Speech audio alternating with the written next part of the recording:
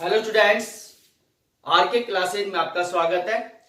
इससे पहले वाली क्लास के अंदर हमने जो टॉपिक डिस्कस किया था वो था आपके पास में प्रतिरोधों का संयोजन। और प्रतिरोधों के संयोजन के अंदर आपके पास में दो प्रकार से उसका क्या हुआ था, प्रतिरोधों का संयोजन हुआ था।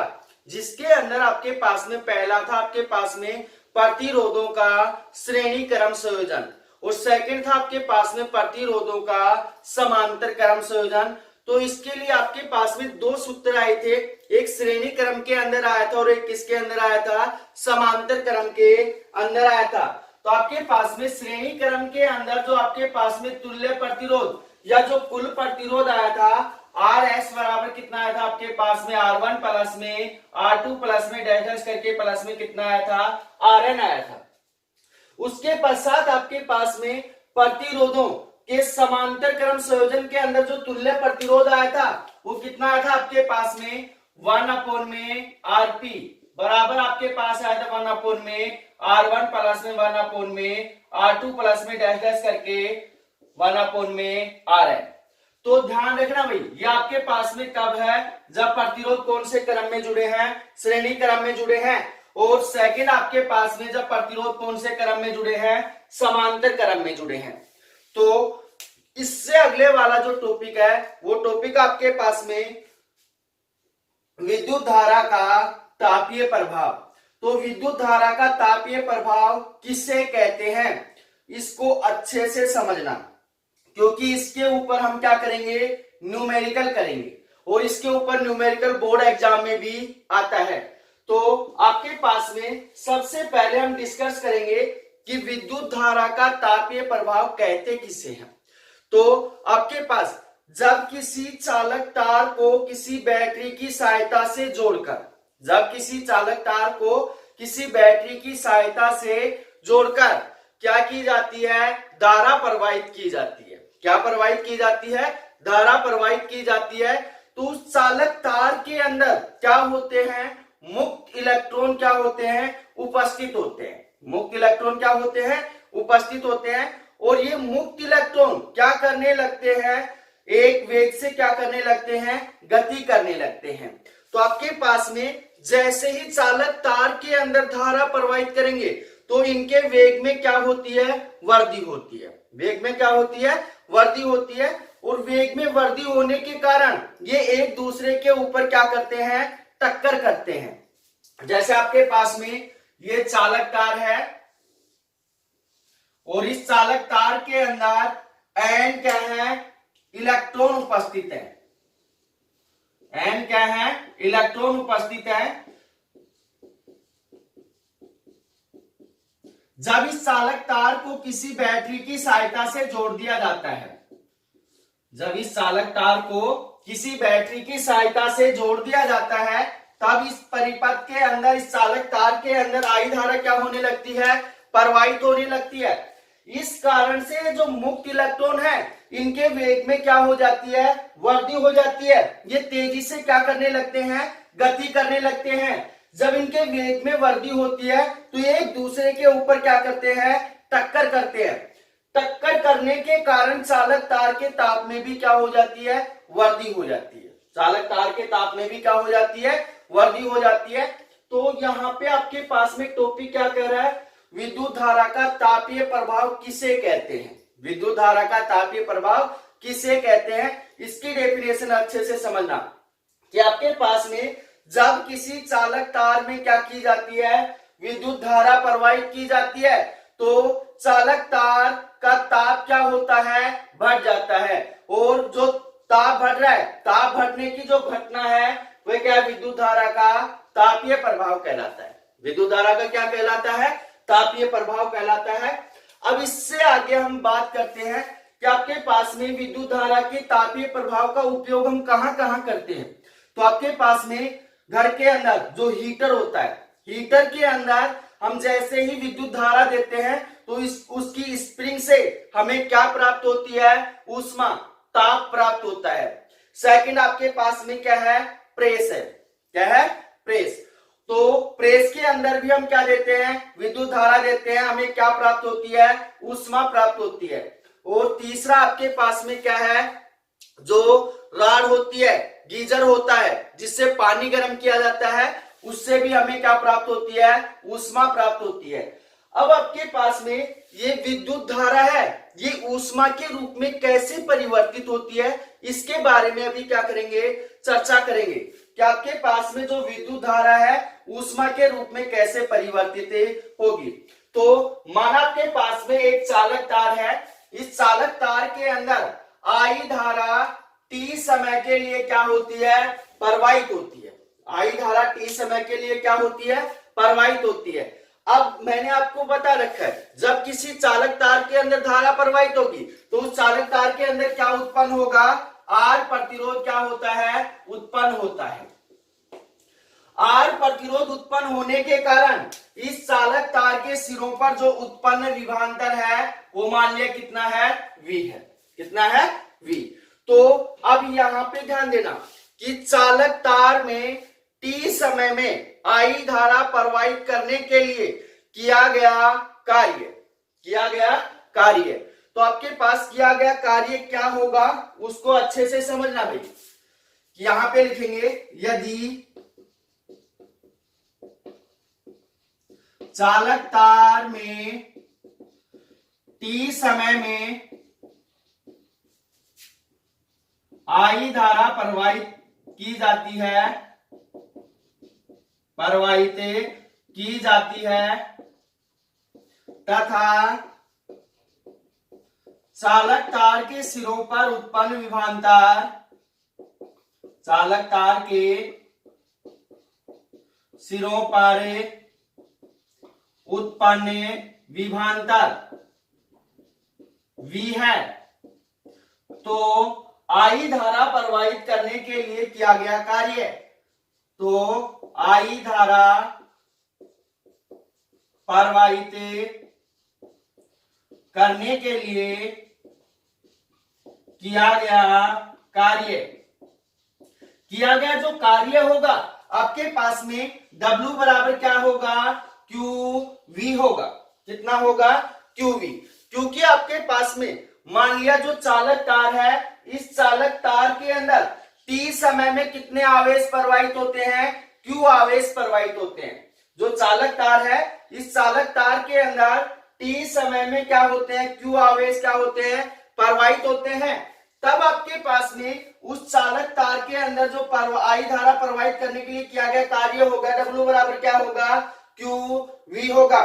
क्योंकि आपके पास में इससे पहले जब ये 10वां चैप्टर स्टार्ट करवाया था, वहां पे मैंने आपको बताया था V बराबर कितना आया था, W अपॉन में Q, कि एकांक आवेश को विद्युत क्षेत्र में एक बिंदु से दूसरे बिंदु तक ले जाने के लिए किया गया कार्य ही क्या कहलाता है, विभवांतर कहलाता है। क्या कहलाता है, विभवांतर कहलाता है। इसलिए आपके पास में Q को इस साइड भेजेंगे तो W बराबर कितना हो जाएगा, QV हो जाएगा।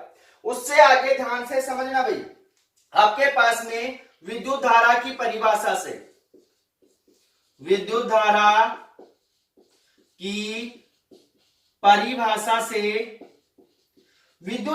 परिभाषा से आपके पास में I बराबर क्या होता है, Q अपॉन में T। आवेशों के सतत प्रवाह की दर को क्या कहते हैं, विद्युत धारा कहते हैं। T को इस साइड भेजेंगे तो Q बराबर कितना हो जाएगा, I T हो जाएगा। तो Q का मान उठाकर यहां डालेंगे तो आपके पास में W बराबर कितना आएगा, आपके पास में W बराबर जो मान आएगा आपके पास कितना होगा, IT इंटू कितना हो जाएगा, V हो जाएगा, IT इंटू V। अब आपके पास में ओम के नियम से, किसके नियम से, ओम के नियम से चालक तार के सिरों पर उत्पन्न विभवांतर, तो यहां लिखेंगे ओम के नियम से चालक तार के सिरों पर उत्पन्न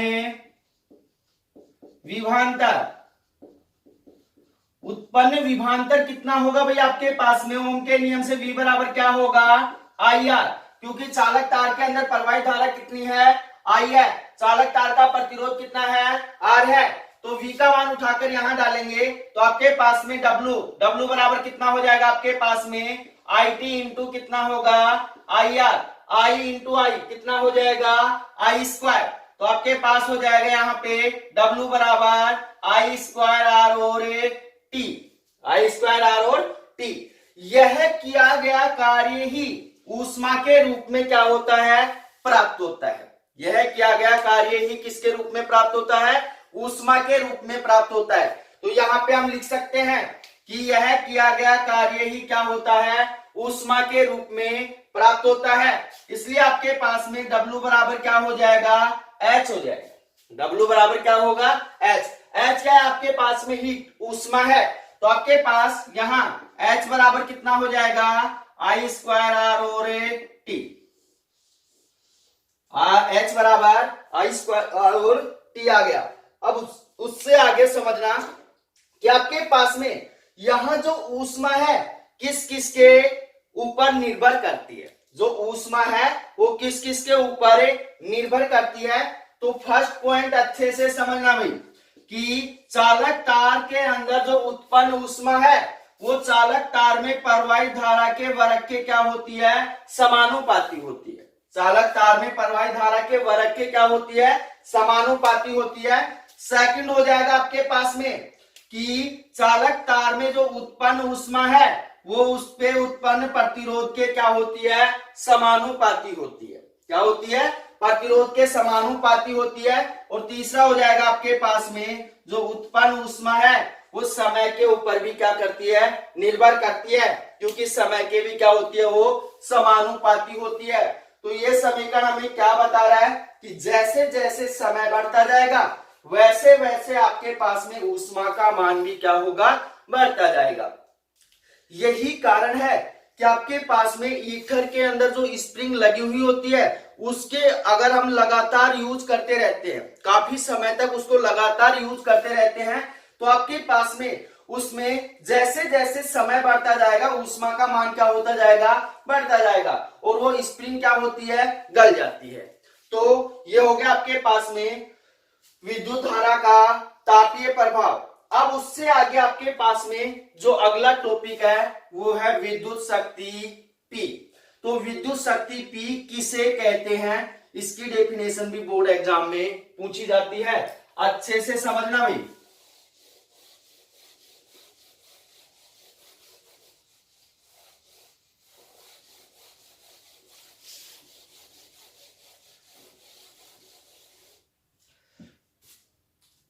टॉपिक आपके पास में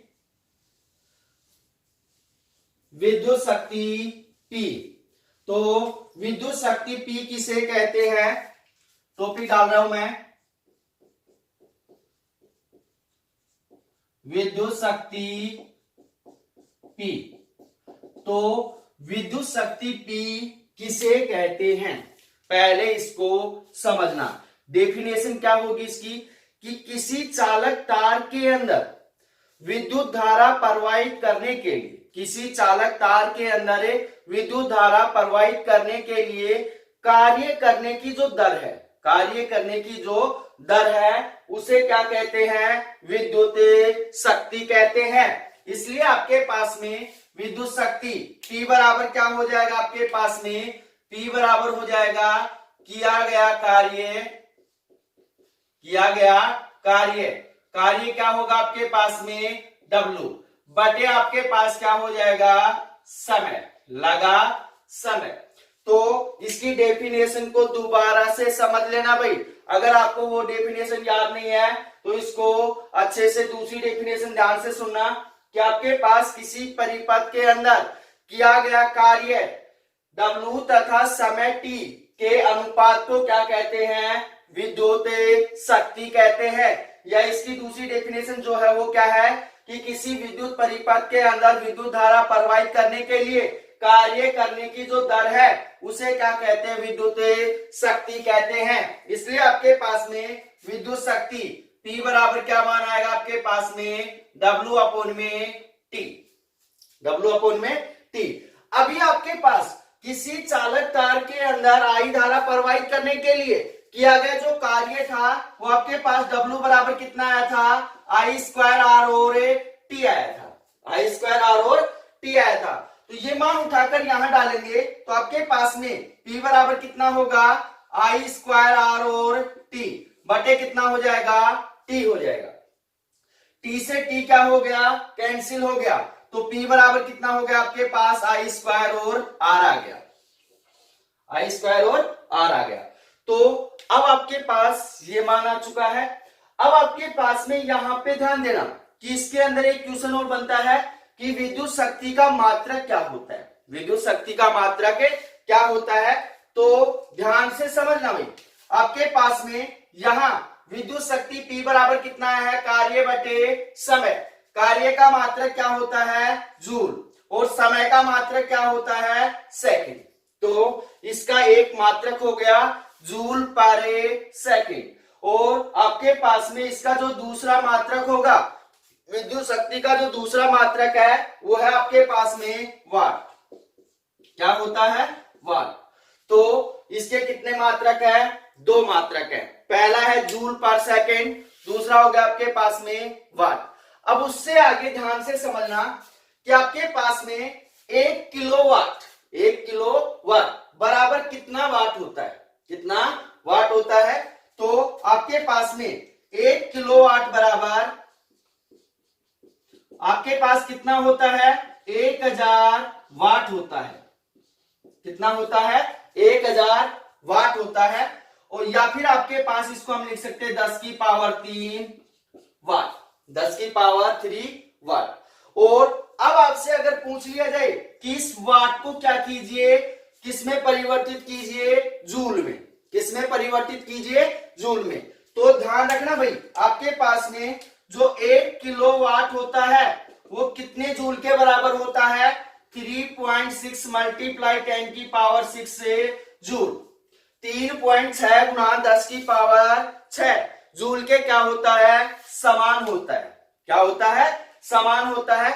इसके अंदर एक और मान हम देख लेते हैं कि आपके पास में 1 हॉर्स पावर बराबर आपके पास कितना वाट होता है, 746 वाट होता है, कितना वाट होता है, 746 वाट होता है।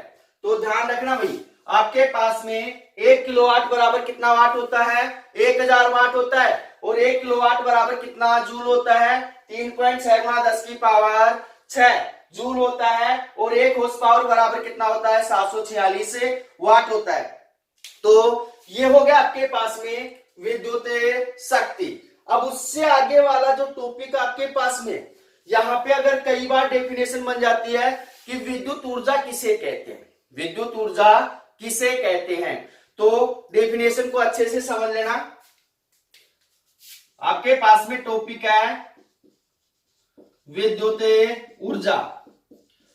तो विद्युत ऊर्जा किसे कहते हैं, डेफिनेशन सुनना कि किसी विद्युत परिपथ के अंदर विद्युत धारा प्रवाहित करने के लिए, किसी विद्युत परिपथ के अंदर विद्युत धारा प्रवाहित करने के लिए किया गया कार्य ही क्या कहलाता है, विद्युत ऊर्जा कहलाता है। और विद्युत ऊर्जा का जो मात्रक होता है क्या होता है, जूल होता है, क्या होता है, जूल। तो ये हो गया आपके पास में विद्युत ऊर्जा और विद्युत शक्ति। उससे अगले वाला, इसके ऊपर जो न्यूमेरिकल है वो हम करेंगे लास्ट में। इससे अगले वाला जो टॉपिक है वो है आपके पास में विद्युत धारा का चुंबकीय प्रभाव, और ये टॉपिक भी आपके पास क्या है, इंपॉर्टेंट है भाई।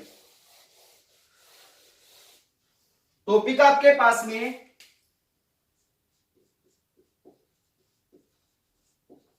विद्युत धारा का चुंबकीय प्रभाव, चुंबकीय प्रभाव। तो विद्युत धारा का चुंबकीय प्रभाव किसे कहते हैं, कि आपके पास में यहां पे नाम से ही पता चल रहा है कि विद्युत धारा का चुंबकीय प्रभाव क्या होगा, क्योंकि आपके पास में टॉपिक क्या कह रहा है कि विद्युत धारा का चुंबकीय प्रभाव। अब यहां नाम से पता चल रहा है क्या, कि विद्युत धारा के कारण क्या उत्पन्न हो, चुंबकीय क्षेत्र उत्पन्न हो तो उसे क्या कहते हैं, विद्युत धारा का चुंबकीय प्रभाव कहते हैं। तो इसकी डेफिनेशन कैसे बनाएंगे, जब किसी चालक तार के अंदर विद्युत धारा प्रवाहित करते हैं, जब किसी चालक तार के अंदर क्या करते हैं, विद्युत धारा प्रवाहित करते हैं, तो उस चालक तार के चारों ओर क्या होता है, चुंबकीय क्षेत्र उत्पन्न होता है, जिसे क्या कहते हैं, विद्युत धारा का चुंबकीय प्रभाव कहते हैं। दोबारा से सुन लेना भाई इसकी डेफिनेशन, जब किसी चालक तार के अंदर विद्युत धारा प्रवाहित की जाती है तो उस चालक तार के चारों ओर क्या उत्पन्न होता है, चुंबकीय क्षेत्र उत्पन्न होता है, जिसे क्या कहते हैं, विद्युत धारा का चुंबकीय प्रभाव कहते हैं। अब आपके पास में विद्युत धारा का जो चुंबकीय प्रभाव है ये किसने दिया था, ये ओरस्टेड नामक वैज्ञानिक ने दिया था। किसने दिया था, ओरस्टेड नामक वैज्ञानिक ने दिया था। और उन्होंने प्रयोग करके निष्कर्ष निकाला था कि जब किसी चालक तार के अंदर विद्युत धारा प्रवाहित की जाती है तो उस चालक तार के चारों ओर क्या उत्पन्न होता है, चुंबकीय क्षेत्र उत्पन्न होता है। तो किस प्रकार से उत्पन्न होगा वो मैं अभी आपको समझा रहा हूं।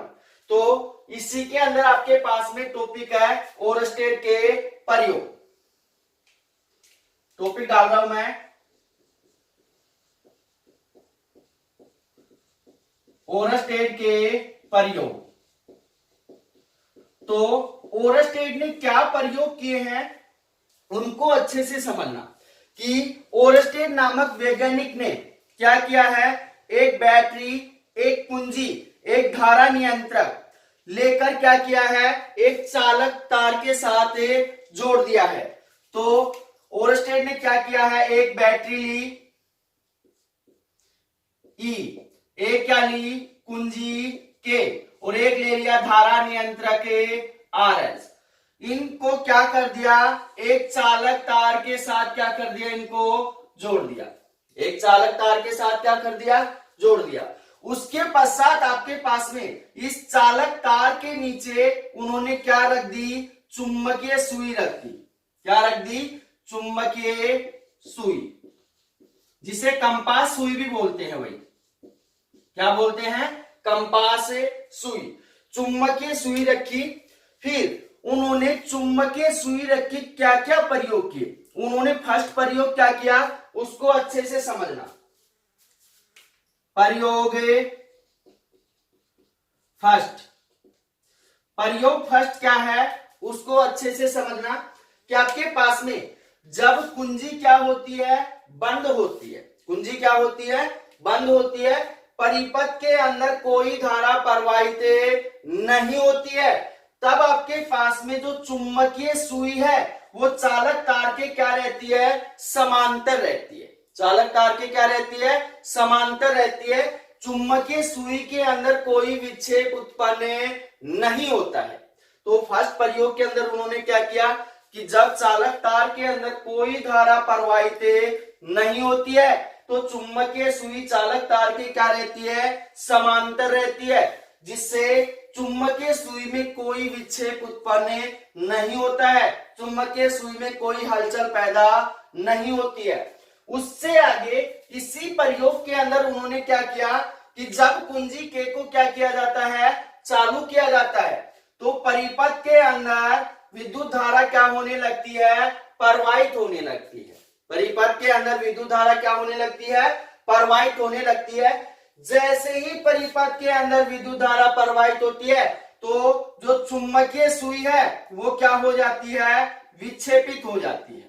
चुंबकीय सुई क्या हो जाती है, विक्षेपित, या तो ऊपर की तरफ चली जाएगी या नीचे की तरफ हो जाएगी। तो इसी फर्स्ट प्रयोग के अंदर उन्होंने क्या किया, जब धारा प्रवाहित नहीं की जाती है तो चुंबकीय सुई के अंदर कोई विक्षेप उत्पन्न नहीं होता, परंतु जैसे ही परिपथ के अंदर धारा प्रवाहित की जाती है चुंबकीय सुई क्या हो जाती है, विक्षेपित हो जाती है। उससे आगे ये तो हो गया फर्स्ट प्रयोग। सेकंड प्रयोग के अंदर उन्होंने क्या बताया, प्रयोग सेकंड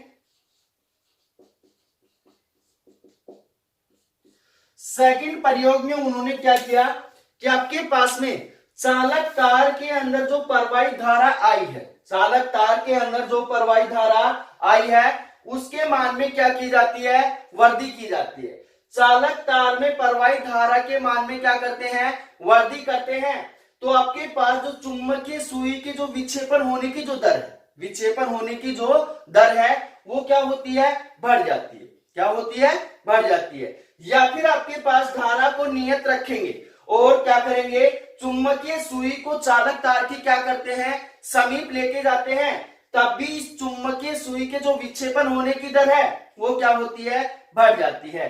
तो सेकंड प्रयोग में उन्होंने निष्कर्ष निकाला कि आपके पास में जब जो चालक तार के अंदर प्रवाहित धारा है उसके मान में वृद्धि करते हैं तो चुंबकीय सुई के विक्षेपित होने की दर क्या हो जाती है, बढ़ जाती है। या चुंबकीय सुई को क्या करते हैं, चालक तार के समीप लेकर जाते हैं तो आपके पास में जो चुंबकीय सुई के विक्षेपण की दर है वो क्या होती है, बढ़ जाती है। तो दो प्रयोग कंप्लीट हो गए। तीसरा प्रयोग उन्होंने क्या किया, प्रयोग थर्ड प्रयोग क्या किया उन्होंने, अच्छे से समझना कि चालक तार के अंदर प्रवाहित जो धारा है उसकी दिशा पहले से क्या कर दी जाए, विपरीत कर दी जाए। उसकी दिशा पहले से क्या कर दी जाए, विपरीत। मान लिया पहले इस दिशा में प्रवाहित हो रही है, फिर क्या कर देते हैं, उससे विपरीत कर देते हैं। तो जो चुंबकीय सुई है वो पहले से क्या होती है, विपरीत दिशा में विक्षेपित होती है। मान लिया इस दिशा के अंदर ऐसे प्रवाहित हो रही है चुंबकीय सुई, ऊपर की ओर क्या हो रही है, विक्षेपित हो रही है। परंतु जैसे ही धारा की दिशा को विपरीत करते हैं तो चुंबकीय सुई क्या होती है, नीचे की ओर क्या होगी, विक्षेपित होगी।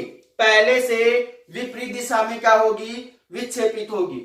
इस प्रकार से ओरस्टेड ने तीनों प्रयोगों के आधार पर यह निष्कर्ष निकाला कि जब किसी चालक तार के अंदर धारा प्रवाहित की जाती है, जब किसी चालक तार के अंदर क्या की जाती है, धारा प्रवाहित की जाती है, तो उस चालक तार के चारों ओर क्या उत्पन्न होता है, चुंबकीय क्षेत्र उत्पन्न होता है। हम कैसे पता लगाएंगे कि चुंबकीय क्षेत्र उत्पन्न हो रहा है, क्योंकि इसके पास में क्या रखी है, चुंबकीय सुई रखी है।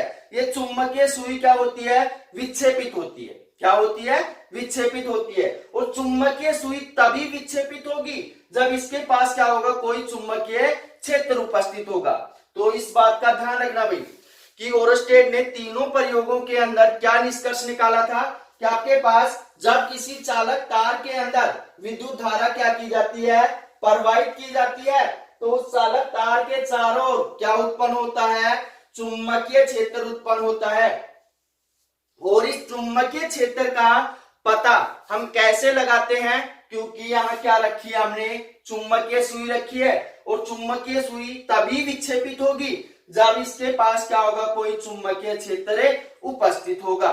तो ये हो गया आपके पास में विद्युत धारा का चुंबकीय प्रभाव। साधारण सी डेफिनेशन इसकी हम बोल सकते हैं कि विद्युत धारा के कारण विद्युत चुंबकीय क्षेत्र, विद्युत धारा के कारण चुंबकीय क्षेत्र उत्पन्न करने की जो घटना है उसे क्या कहते हैं, विद्युत धारा का चुंबकीय प्रभाव कहते हैं। और विद्युत धारा का जो चुंबकीय प्रभाव है वो किसने दिया है, ओरस्टेड ने दिया है। और उसने कितने प्रयोग किए हैं, 3 प्रयोग किए हैं। तीनों प्रयोग मैंने आपको अच्छे से समझा दिए हैं। तो अब इससे आगे आपके पास में जो टॉपिक है वो है आपके पास में चुंबकीय क्षेत्र। तो उस टॉपिक को भी यही समझ लो। टॉपिक आपके पास में चुंबकीय क्षेत्र, चुंबकीय क्षेत्र। तो चुंबकीय क्षेत्र क्या होता है, अच्छे से समझना भाई कि आपके पास में जब किसी चालक तार के अंदर विद्युत धारा प्रवाहित की जाती है, जब किसी चालक तार के अंदर विद्युत धारा प्रवाहित की जाती है तो इस चालक तार के चारों ओर एक क्षेत्र क्या होता है, उत्पन्न होता है।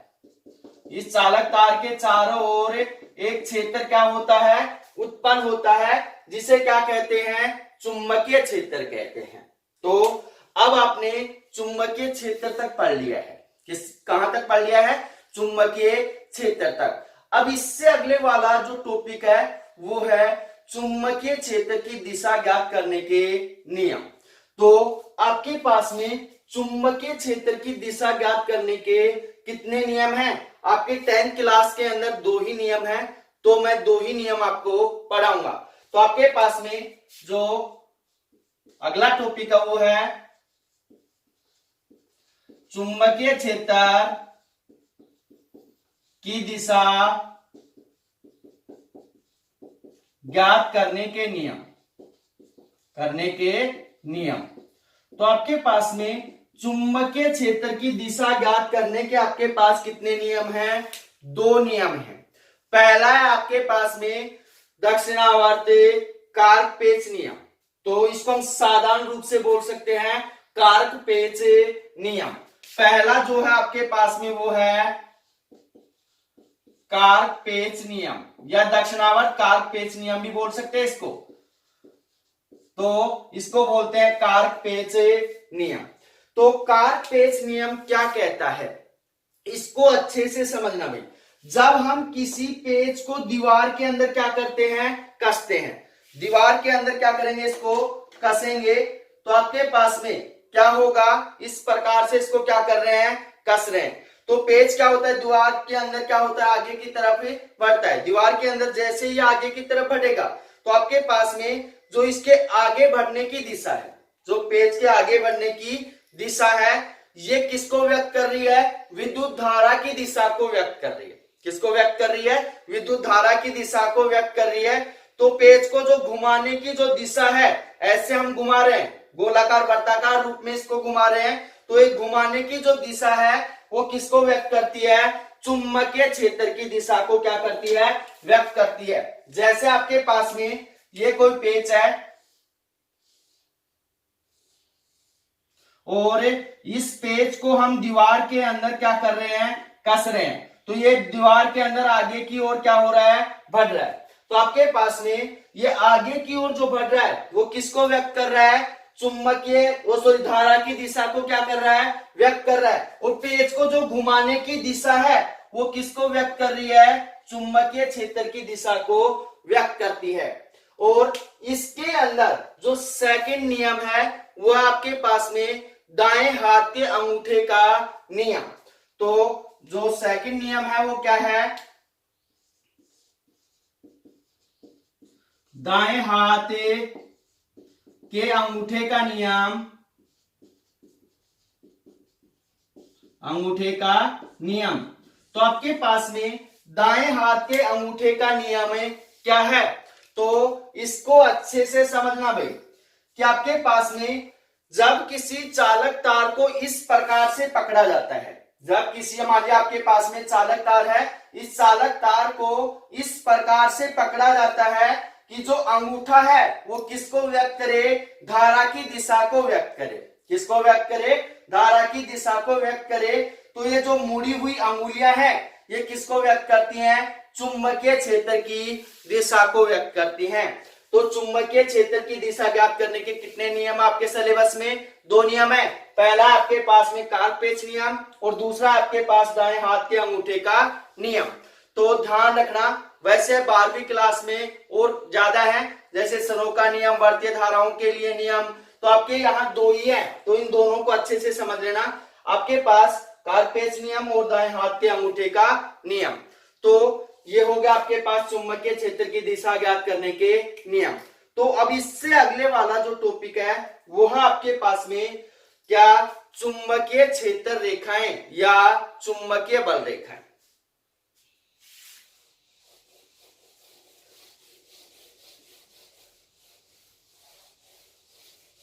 चुंबकीय क्षेत्र रेखाएं या चुंबकीय बल रेखाएं। तो टॉपिक आपके पास में चुंबकीय क्षेत्र रेखाएं, क्षेत्र रेखाएं। तो चुंबकीय क्षेत्र रेखाएं किसे कहते हैं? अच्छे से समझना भाई डेफिनेशन कि आपके पास में जब चुंबकीय क्षेत्र के अंदर, जब चुंबकीय क्षेत्र के अंदर किसी चुंबकीय सुई को ले जाया जाता है। चुंबकीय क्षेत्र के बारे में भी आप पढ़ चुके हो। जब किसी चुंबकीय क्षेत्र के अंदर चुंबकीय सुई को एक सिरे से दूसरे सिरे तक क्या किया जाता है? ले जाया जाता है। मान लिया आपके पास में ये चुंबक है और इसके अंदर चुंबकीय जो क्षेत्र है वो यहां तक है। चुंबकीय क्षेत्र के अंदर चुंबकीय सुई को एक सिरे से दूसरे सिरे तक क्या किया जाता है, ले जाया जाता है। तो आपके पास में जो चुंबकीय सुई है उसकी दिशा बार बार क्या होती रहती है, परिवर्तित होती रहती है, वो ऐसे हिलती रहती है, बार बार क्या होती रहती है, परिवर्तित होती रहती है। तो जो चुंबकीय सुई के चलने का जो पथ है वो कैसा होता है, वक्र आकार का होता है। कैसा होता है, वक्र आकार का होता है। और इस वक्र पथ को ही क्या कहते हैं, चुंबकीय बल रेखाएं कहते हैं, चुंबकीय बल रेखाएं कहते हैं। या इसकी दूसरी डेफिनेशन हो जाएगी आपके पास में कि चुंबकीय क्षेत्र के अंदर जो एकांक उत्तरी ध्रुव जो होता है वो बल लगाने का क्या करता है, अनुसरण करता है। तो बल की जो दिशा है वह क्या होगी आपके पास में, उसके ऊपर खींची गई जो स्पर्श रेखाएं हैं या रेखाएं हैं वो क्या कहलाती है, चुंबकीय क्षेत्र रेखाएं कहलाती हैं।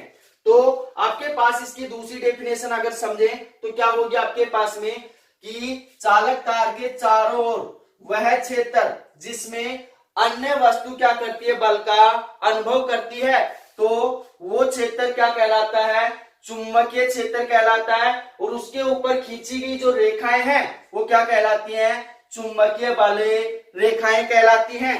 तो आपके पास में चुंबकीय बल रेखाएं होगी। तो इससे आगे अच्छे से समझना कि जो चुंबकीय बल रेखाएं होती हैं वो सदैव आपके पास में क्या होती हैं, उत्तरी ध्रुव से दक्षिणी ध्रुव की ओर चलती है। क्योंकि चुंबक के अंदर दो ध्रुव होते हैं, एक नॉर्थ होता है, दूसरा क्या होता है, साउथ। तो चुंबकीय बल रेखाएं सदैव उत्तरी ध्रुव से दक्षिणी ध्रुव की ओर चलती है। परंतु चुंबक के अंदर ये क्या होती है, दक्षिणी ध्रुव से उत्तरी ध्रुव की ओर चलती है। तो ध्यान देना भाई कि आपके पास में जो चुंबकीय बल रेखाएं हैं वो क्या होती हैं, चुंबक के बाहर तो दक्षिणी उत्तरी ध्रुव से दक्षिणी ध्रुव की ओर चलती हैं, परंतु आपके पास में चुंबक के अंदर क्या होती हैं, दक्षिणी ध्रुव से उत्तरी ध्रुव की ओर चलती हैं। क्या होती हैं, उत्तरी ध्रुव की ओर चलती हैं। तो अब इससे आगे हम अगली क्लास में डिस्कस करेंगे। अब आपके पास इसके अंदर दो ही टॉपिक बचे हैं छोटे छोटे। वो आपके पास में एक आपके पास में क्या है, विद्युत चुंबकीय प्रेरण, और इससे अगले वाला जो टॉपिक आपके पास में वो क्या है, चुंबकीय फलक। चलो कर लेते हैं अभी। तो अब इससे अगले वाला जो टॉपिक आपके पास में वो है आपके पास में विद्युत चुंबकीय प्रेरण। विद्युत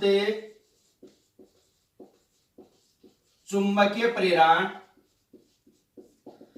तो विद्युत चुंबकीय प्रेरण किसे कहते हैं, अभी आपने पढ़ा था विद्युत धारा का चुंबकीय प्रभाव। तो विद्युत धारा की सहायता से आपने क्या उत्पन्न किया था, जो चुंबकीय क्षेत्र था वो उत्पन्न किया था। परंतु आपके पास में यहां चुंबकीय क्षेत्र की सहायता से क्या उत्पन्न होगा, विद्युत धारा उत्पन्न होगी। तो आपके पास डेफिनेशन क्या होगी कि चुंबकीय क्षेत्र की सहायता से विद्युत धारा उत्पन्न करने की जो घटना है उसे क्या कहते हैं, विद्युत चुंबकीय प्रेरण कहते हैं। क्या कहते हैं, विद्युत चुंबकीय प्रेरण। या फिर इसकी दूसरी डेफिनेशन हो जाएगी आपके पास में कि जब किसी कुंडली से संबंधित चुंबकीय फ्लक्स के मान में क्या होता है, परिवर्तन होता है। जब किसी कुंडली से संबंधित चुंबकीय फ्लक्स के मान में क्या होता है, परिवर्तन होता है, तो उस कुंडली के अंदर एक क्या होता है, प्रेरित विद्युत वाहक बल उत्पन्न होता है। कोई कुंडली है उससे संबंधित आपके पास में चुंबकीय फ्लक्स के मान में क्या होता है या चुंबकीय बल रेखाओं के मान में क्या होता है, परिवर्तन होता है। तो उस कुंडली के अंदर क्या उत्पन्न होता है, एक प्रेरित विद्युत वाहक बल उत्पन्न होता है। यदि आपके पास परिपथ या कुंडली कैसी है, बंद है, तो उसके अंदर क्या उत्पन्न होता है, प्रेरित विद्युत वाहक बल के कारण एक प्रेरित विद्युत धारा उत्पन्न होती है, जिसे क्या कहते हैं, हमें विद्युत धारा, विद्युत चुंबकीय प्रेरण कहते हैं। तो इसकी साधारण सी डेफिनेशन आप याद रखना कि चुंबकीय क्षेत्र की सहायता से विद्युत धारा उत्पन्न करने की जो घटना है उसे क्या कहते हैं, विद्युत चुंबकीय प्रेरण कहते हैं। अब आपके पास में विद्युत चुंबकीय प्रेरण का एक्सपेरिमेंट कैसे करेंगे, कि आपके पास में विद्युत चुंबकीय प्रेरण कैसे उत्पन्न होता है, चुंबकीय क्षेत्र की सहायता से विद्युत धारा कैसे उत्पन्न होगी, उसके बारे में क्या करेंगे, अभी हमें प्रयोग करेंगे। तो अच्छे से समझना भाई कि आपके पास में एक क्या है, कुंडली है, एक क्या है, कुंडली है। इस कुंडली के साथ हमने क्या जोड़ दिया, एक धारामापी गैल्वेनोमीटर जोड़ दिया जी, धारामापी या गैल्वेनोमीटर क्या कर दिया, जोड़ दिया। अब इस कुंडली के पास में, इस कुंडली के पास में एक क्षार चुंबक, एक क्षारे चुंबक लेकर आते हैं, एक क्षार चुंबक क्या करके आते हैं, लेके आते हैं। तो इस क्षार चुंबक के चारों ओर क्या होता है भाई, आपके पास में चुंबकीय क्षेत्र होता है। क्या होता है, चुंबकीय क्षेत्र होता है। तो जैसे ही इस क्षार चुंबक को क्या करते हैं, इस कुंडली के समीप लेके आते हैं, तो इस कुंडली के अंदर चुंबकीय बल रेखाओं के मान में क्या हो रहा है, परिवर्तन हो रहा है। और चुंबकीय बल रेखाओं के मान में परिवर्तन होने के कारण कुंडली से संबंधित चुंबकीय फ्लक्स के मान में भी क्या हो रहा है, परिवर्तन हो रहा है। और कुंडली से संबंधित चुंबकीय फ्लक्स के मान में परिवर्तन होने के कारण कुंडली के अंदर क्या प्रवाहित होने लगती है, धारा प्रवाहित होने लगती है। और आपके पास में इसके अंदर जो जुड़ा हुआ धारा मापी है उसमें क्या उत्पन्न हो जाता है, विक्षेप उत्पन्न हो जाता है। क्या उत्पन्न हो जाता है, विक्षेप उत्पन्न हो जाता है। तो ध्यान रखना, जो विद्युत चुंबकीय प्रेरण उसका एक्सपेरिमेंट क्या करेंगे कि हमने एक कुंडली ली और एक क्या ली, क्षार चुंबक ली। तो कुंडली के साथ हमने क्या जोड़ दिया, एक धारामापी जोड़ दिया। जब क्षार चुंबक को कुंडली के समीप लेकर आते हैं तो कुंडली से संबंधित चुंबकीय फ्लक्स के मान में क्या होता है, परिवर्तन होता है। और चुंबकीय फ्लक्स के मान में परिवर्तन होने के कारण उस कुंडली के अंदर क्या उत्पन्न होती है, कि धारा उत्पन्न होती है। और कौन बताता है, वो धारामापी या गैल्वेनोमीटर क्या करता है, उसके अंदर एक विक्षेप उत्पन्न करता है। सेकंड कंडीशन के अंदर उन्होंने क्या किया कि कुंडली और क्षार चुंबक दोनों को क्या कर दिया, एक स्थान के ऊपर स्थित कर दिया। तो धारामापी के अंदर जो विक्षेप है वो क्या हो जाता है, शून्य हो जाता है। थर्ड कंडीशन के अंदर उन्होंने क्या किया कि क्षार चुंबक को धीरे धीरे क्या किया, कुंडली से दूर ले जाया गया। तब आपके पास में धारामापी के अंदर जो विक्षेप है वो पहले से क्या होता है, विपरीत दिशा में उत्पन्न होता है। पहले से क्या होता है, विपरीत दिशा में उत्पन्न होता है। अगर इसका एक्सपेरिमेंट आप घर के ऊपर करना चाहते हैं तो आप क्या लेना, एक चालक तार लेना। उस चालक तार के दोनों सिरों के मध्य आप क्या जोड़ देना, एक बल्ब लगा देना। एक होल्डर के साथ क्या लगा देना, बल्ब। तो ध्यान रखना, आपके पास में एक चालक तार लेना, उसको कुंडली नुमा क्या करना है, आपको लपेटना है। और उसके साथ दोनों सिरों के मध्य आपको क्या लगाना है, एक होल्डर के साथ क्या लगाना है, बल्ब लगाना है। फिर उसके पास आप जैसे ही क्षार चुंबक लेके आओगे तो ये बल्ब क्या होगा, स्वतः ही जलने लगेगा। जैसे ही क्षार चुंबक को क्या करोगे, आप स्थिर करोगे, ये बल्ब जलना क्या हो जाएगा, बंद हो जाएगा। फिर क्षार चुंबक को क्या करोगे, विपरीत दिशा में खींचोगे तो ये बल्ब दोबारा से क्या होने लगेगा, जलने लगेगा। तो ये होगा आपके पास में विद्युत चुंबकीय प्रेरण। तो अब इससे अगला आपके पास में टॉपिक है चुंबकीय फ्लक्स। तो ये भी समझ लो भाई, लास्ट टॉपिक आपके पास में क्या है, चुंबकीय फ्लक्स 5B। तो चुंबकीय फ्लक्स किसे कहते हैं उसको अच्छे से ध्यान से समझना कि आपके पास में चुंबकीय क्षेत्र के अंदर, चुंबकीय क्षेत्र के अंदर किसी पृष्ठ से गुजरने वाली जो चुंबकीय बल रेखाएं हैं, किसी पृष्ठ से गुजरने वाली जो चुंबकीय बल रेखाएं हैं, उन चुंबकीय बल रेखाओं की संख्या को क्या कहते हैं, चुंबकीय फ्लक्स कहते हैं। तो डेफिनेशन दोबारा से समझ लेना, किसी चुंबकीय क्षेत्र के अंदर रखे पृष्ठ, कोई भी पृष्ठ हो सकता है, उस पृष्ठ से गुजरने वाली जो चुंबकीय बल रेखाओं की जो संख्या है उस संख्या को ही क्या कहते हैं, चुंबकीय फ्लक्स। और चुंबकीय फ्लक्स को हम किससे प्रदर्शित करते हैं, φB से प्रदर्शित करते हैं। तो 10वें चैप्टर में किसी भी भैया बहना को किसी भी टॉपिक में प्रॉब्लम है तो आप कमेंट्स करके या व्हाट्सएप पे मैसेज करके हमें बता सकते हैं, उस टॉपिक को दोबारा से रिपीट कर दिया जाएगा। हम आपके लिए इतनी मेहनत कर रहे हैं तो आप हमारे YouTube चैनल को लाइक कीजिए, शेयर कीजिए और सब्सक्राइब कीजिए। मिलते हैं छोटे से ब्रेक के बाद। धन्यवाद।